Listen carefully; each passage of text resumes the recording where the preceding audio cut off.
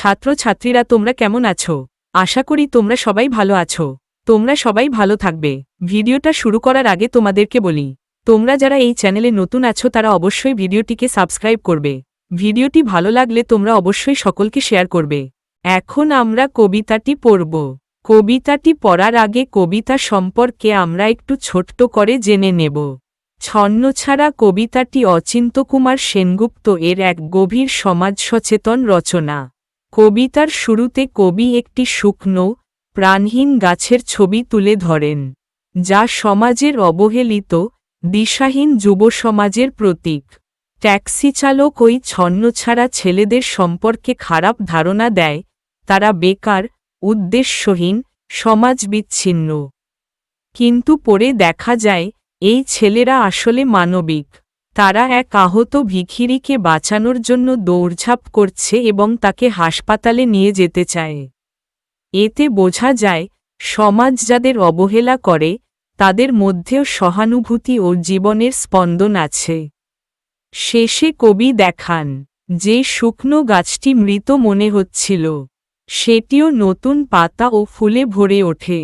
এই কবিতার মূল ভাব যেটা আমরা দেখতে পাই, মানুষের মধ্যে যতই অভাব থাকুক, প্রাণ থাকলেই আশা, মানবতা ও সম্ভাবনা থাকে।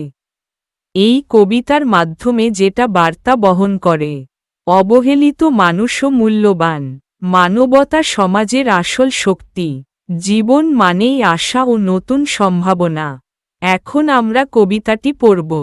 গলির মোড়ে একটা গাছ দাঁড়িয়ে, গাছ না গাছের প্রেতছায়া, একটি শুকনো, মৃতপ্রায় গাছের বর্ণনা। এটি আসলে হতাশ যুব সমাজের প্রতীক। আঁকাবাঁকা শুকনো কতকগুলি কাঠির কঙ্কাল, শূন্যের দিকে এলোমেলো তুলে দেওয়া। গাছের কঙ্কালসার অবস্থা জীবনের শূন্যতা ও দিশাহীনতাকে বোঝায়। রুক্ষ রুষ্ট রিক্ত জীর্ণ, লতা নেই, পাতা নেই, ছায়া নেই, ছাল বাকল নেই। নেই কোথাও এক আঁচড় সবুজের প্রতিশ্রুতি, এক বিন্দু সরসের সম্ভাবনা। ওই পথ দিয়ে জরুরি দরকারে যাচ্ছিলাম ট্যাক্সি করে। জীবনীশক্তির সম্পূর্ণ অভাব, আশাহীনতা প্রকাশ পেয়েছে। ড্রাইভার বললে, ওদিকে যাব না। সমাজ এই যুবকদের এড়িয়ে চলে। দেখছেন না ছন্নছাড়া কটা বেকার ছোকরা রাস্তার মাঝখানে দাঁড়িয়ে আড্ডা দিচ্ছে। চোঙা প্যান্ট, চোখা জুতো, রোখা মেজাজ, ঠোকা কপাল। ওখান দিয়ে গেলেই গাড়ি থামিয়ে লিফট চাইবে, বলবে হাওয়া খাওয়ান। কারা ওরা? চেনেন না ওদের? তাদের বেকার ও উদ্দেশ্যহীন বলে মনে করা হয়। ওরা বিরাট এক নৈরাজ্যের, এক নেই রাজ্যের বাসিন্দে। ওদের কিছু নেই, তাদের জীবনে শৃঙ্খলা বা স্থিরতা নেই। ভিটে নেই, ভিত নেই, রীতি নেই, নীতি নেই। আইন নেই, কানুন নেই, বিনয় নেই, ভদ্রতা নেই। শ্লীলতা শালীনতা নেই। ঘেঁষবেন না ওদের কাছে। কেন নেই? ওরা যে নেই রাজ্যের বাসিন্দে। তারা সমাজে প্রতিষ্ঠাহীন ও অবহেলিত।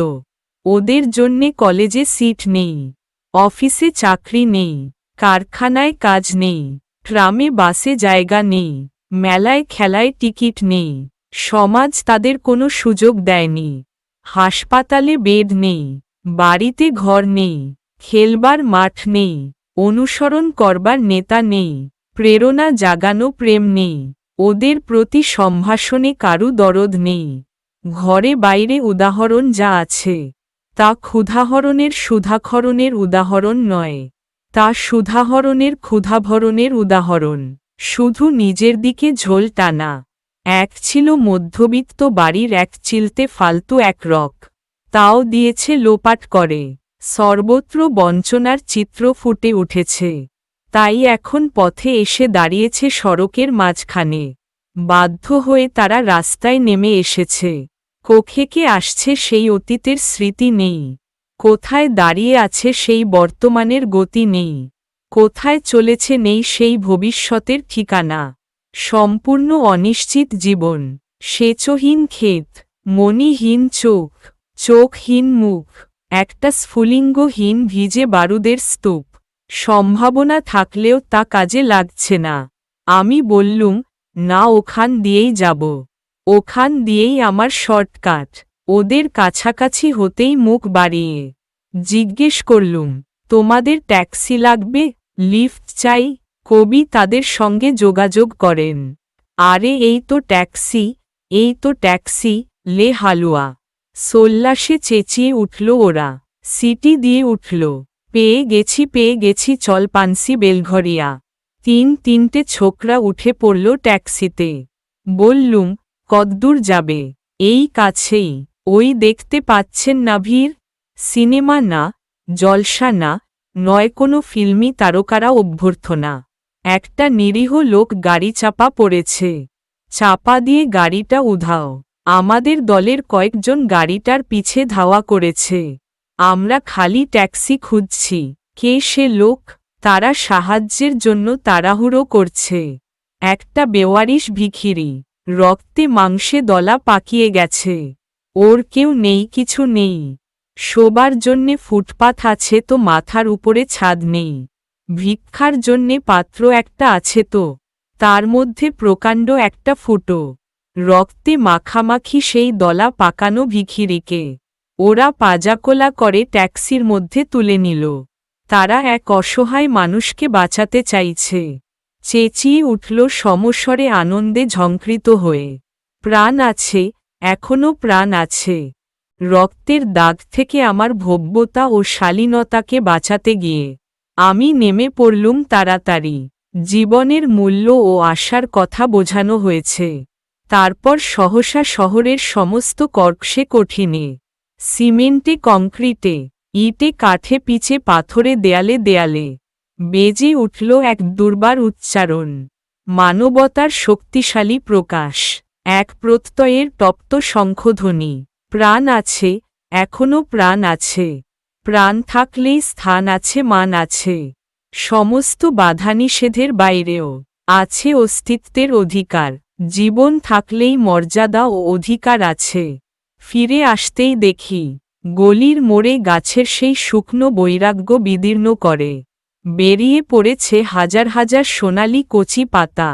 নতুন জীবনের প্রতীক মর্মরিত হচ্ছে বাতাসে। দেখতে দেখতে গুচ্ছে গুচ্ছে উথলে উঠেছে ফুল। ঢেলে দিয়েছে বুকের সুগন্ধ। উড়ে এসেছে রং বেরঙের পাখি।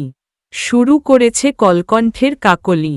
ধীরে ধীরে ঘন পত্রপুঞ্জে ফেলেছে স্নেহার্দ্র দীর্ঘছায়া। যেন কোনো শ্যামল আত্মীয়তা। অবিশ্বাস্য চোখে চেয়ে দেখলুম কঠোরের প্রচ্ছন্নে মাধুর্যের বিস্তীর্ণ আয়োজন। নতুন জীবনের প্রতীক। প্রাণ আছে, প্রাণ আছে, শুধু প্রাণী আশ্চর্য সম্পদ। এক ক্ষয়হীন আশা, এক মৃত্যুহীন মর্যাদা।